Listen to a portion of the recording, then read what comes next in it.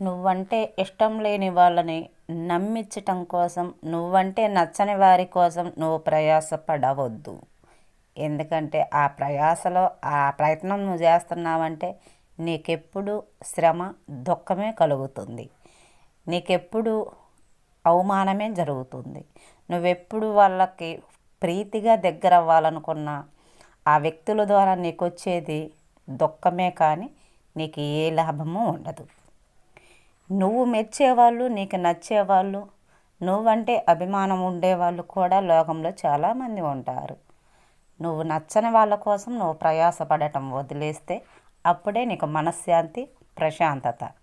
నువ్వు సంతోషంగా ఉండగలవు. నీ బ్రతుకు సంతోషంగా నువ్వు మలుసుకోగలవు. మనం నచ్చని వాళ్ళ కోసం మనం ప్రయాసపడి వాళ్ళని నమ్మించాలి అని ప్రయత్నం చేసావు అని అంటే నీకు ఎప్పటికీ